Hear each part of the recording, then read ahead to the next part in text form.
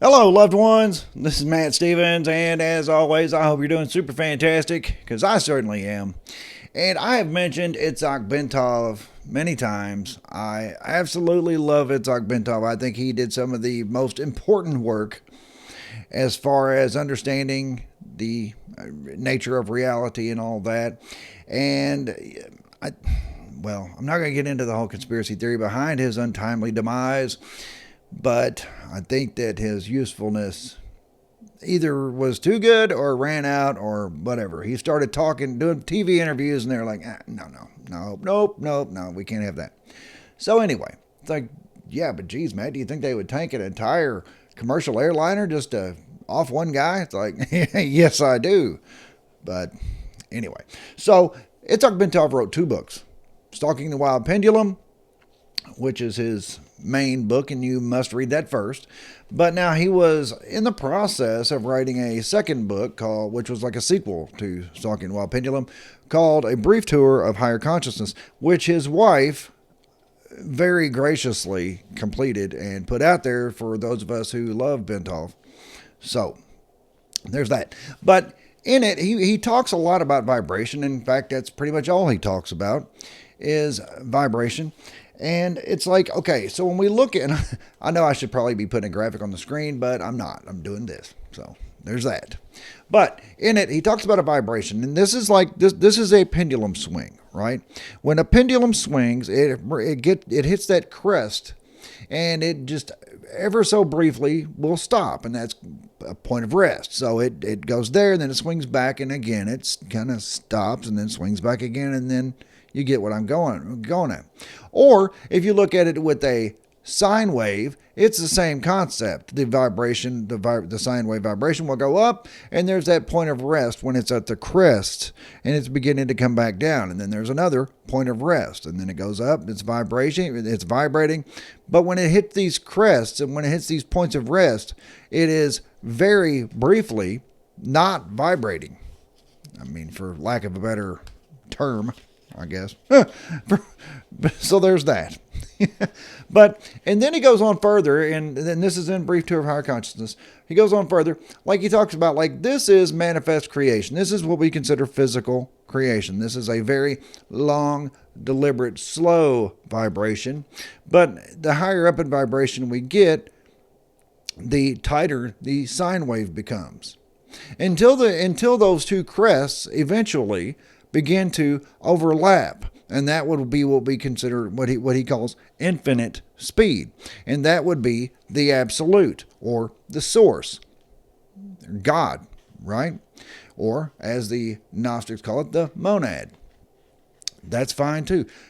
So when we look at it as, okay, the absolute is that infinite speed where those points of rest are actually so close that they are overlapping that they become a straight line, which is, dear loved one, also a paradox. It's like, well, how can something be infinitely at rest and also at an infinite speed at the same time? That's the paradox. I mean, that means the word paradox means we can't figure that out. That's just something we accept it as true. And we do know that because when we look at sine waves, this can happen. So, and it's like, yeah, if you look close enough, you're always going to see the crests. Okay, we're not going to go that far into it. We're just going to, this is for this, okay? So we got that. So we are emanating from the source, and the further away from source you get, the slower and bigger the vibration, the slower and bigger the sine wave is, to the point where at some point down the line we have what we consider to be physical reality. It is a very slow, very sludgy, slow form of vibration. But it's like, so when we look at physical reality and we try to figure out the nature of reality, either just this realm, the nature of this reality, or of just reality as a whole. If we can look at it, if we zoom way out and look at it from that perspective, if we begin looking at it from the perspective of the absolute, right? But like the Gnostics, they'll tell you that the monad is such a bright light that you can't even look at it. It's that bright. It's that strong of a light. It's that strong of a vibration. And as it emits out, it weakens. As it emits out, it slows down. And eventually we come to us, dear loved one. Eventually we are in that vibration. And I have a fly in here, and it's really getting on my nerves. Because it's like it doesn't want to do anything until I need it to not do something. And then it's like, oh, yeah, here I am. Hey. So anyway, so when we look at the physical reality, as many layers removed from the source consciousness, from the source of everything, as many layers as it may seem to be removed, that is really just illusion, because connection is connection. And connection is connection is connection. It doesn't matter if it's this far or if it's that far. What I mean by that, dear loved one, is it's like your toe, pick a toe, any toe, is just as connected to your brain as your shoulder is. Now, your shoulder physically may be closer to your brain, but the connection is the same. The connection is still instantaneous. And I realize there's some brainiac that could be out there and be like, well, no, actually, Matt, the signal from the shoulder to the brain is like so many nanoseconds or whatever quicker than that from the toe. Okay, fine.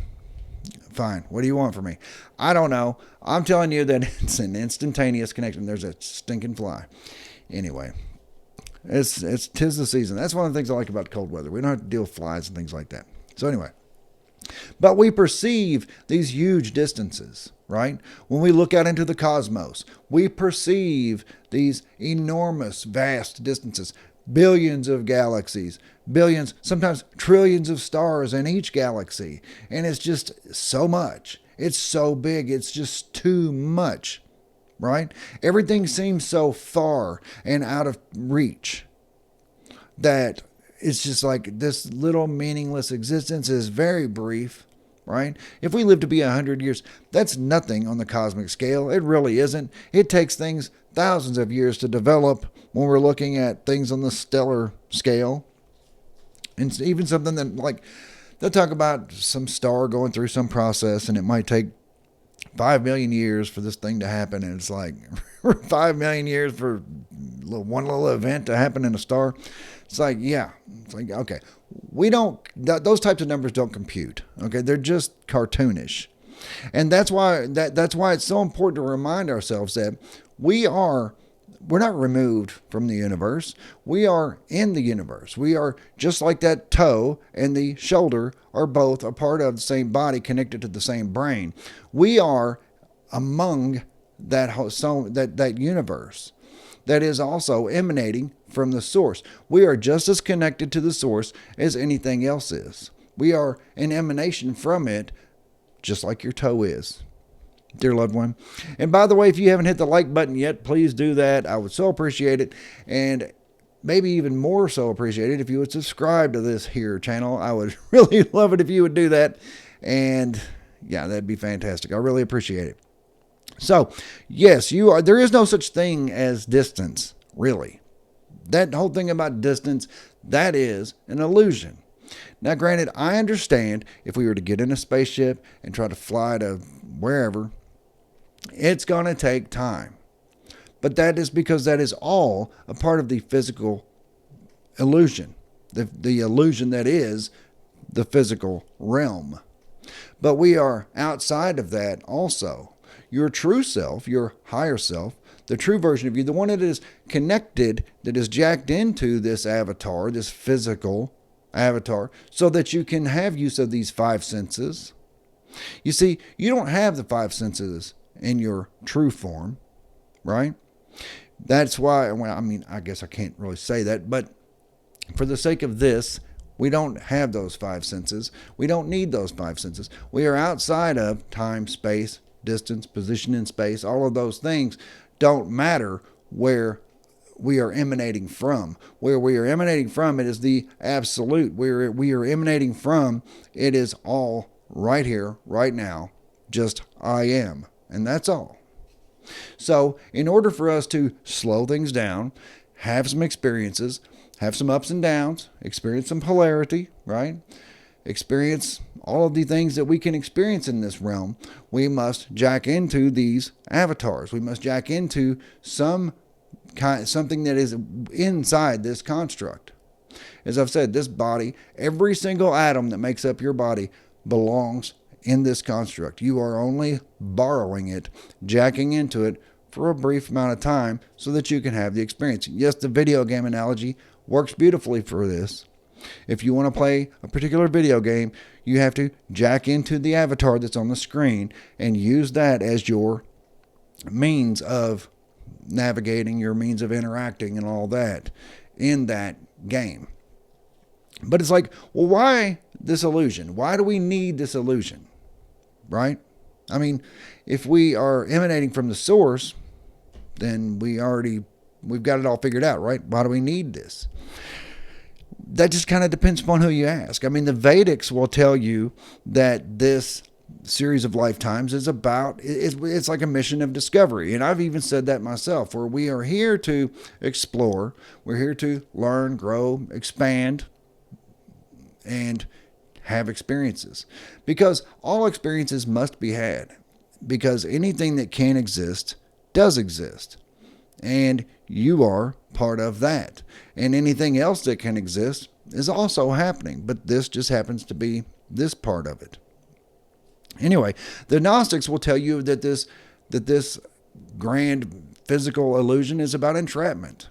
They will tell you that and I side with the Gnostics on a lot of things, and I'm about halfway doing this, but they will tell you that the Demiurge has created this physical realm as a bit of a prison, right, to entrap souls, to entrap you in here to serve it, because it believes it is just the Almighty God, and it doesn't realize that it is not. But that is the Gnostics.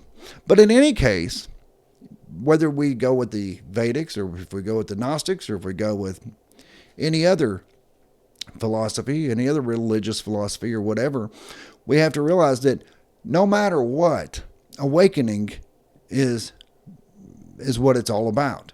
Awakening to our true nature, awakening to who we are, the divine spark within us, and reestablishing our connection to that. And kind of staying along the lines of the big toe or the toe analogy that I used a minute ago, it's very much like if you have a limb that has, maybe you're sleeping on it wrong, right? And it falls asleep. If you have a hand or your foot falls asleep, it's as if it's disconnected from the brain temporarily. It's as if it's not even there. You can't feel it. It's numb. You certainly better not try to walk on it, because you'll probably roll your ankle, possibly even break it. But anyway, so it's as if your limb fell asleep and it has lost its connection to your brain, what it would consider to be its source. But it then but then you move it, right?